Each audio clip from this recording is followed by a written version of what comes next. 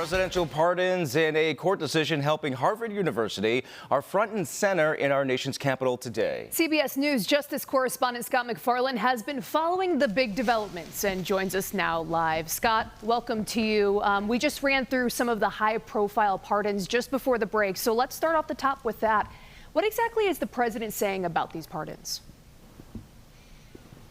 Yeah, the president's defending them, arguing the Department of Justice, he says, was weaponized in the past and unfairly or too vigorously going after certain people. Obviously, a New York congressman's among them. Michael Grimm used to represent Staten Island. He was found guilty, pleaded guilty in a fraud case, was released from prison in 2016, now has a pardon, wiped off the books. There's also that Virginia sheriff, a lesser-known figure who was convicted of bribery, caught on tape taking bundles of cash in exchange for badges for civilians.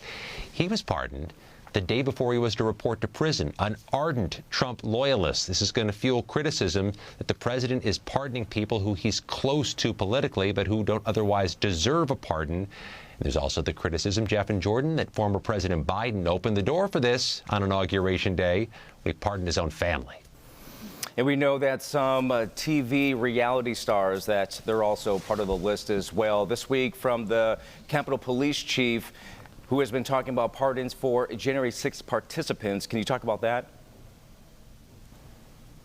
Yeah, the retiring U.S. Capitol Police Chief, who would otherwise have a very low profile, said some pretty newsworthy things in the past 24 hours. He told CBS News that those pardons of those U.S. Capitol rioters were a slap in the face to law enforcement and have depleted the morale of his rank and file, that they've had an impact on an agency that's already been traumatized from the Capitol riot itself. The U.S. Capitol Police have to protect members of Congress, local members of Congress, when they're home in Western New York and when they're here in Washington.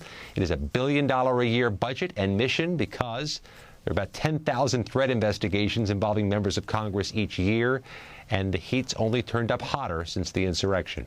The other big topic, the Trump administration is seeing some big losses in the courts. There's news from a federal judge pertaining to Harvard. Give us the lowdown on what's going on between the Ivy League school and the Trump administration.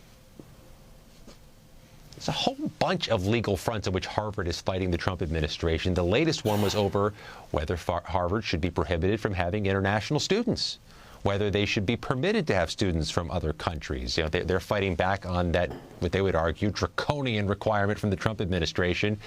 But supporters of Harvard would say that if you don't allow international students into U.S. schools like Harvard or others, you make it more expensive for U.S. students to try to go there because those foreign students are paying full tuition, subsidizing your neighbors from going to school. This is going to go back and forth in the courts for months to come. Harvard has a front-line legal battle against the Trump administration.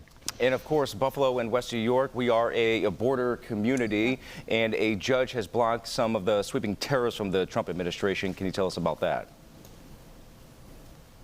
And that block has just been put on hold. So the tariffs remain in effect now after the latest court ruling. That's going to ping pong back and forth as well. All of this headed to the U.S. Supreme Court and an ultimate determination on those tariffs, which impact us so very much. A lot to continue following. CBS News Justice correspondent Scott MacFarlane, thank you very much for your time.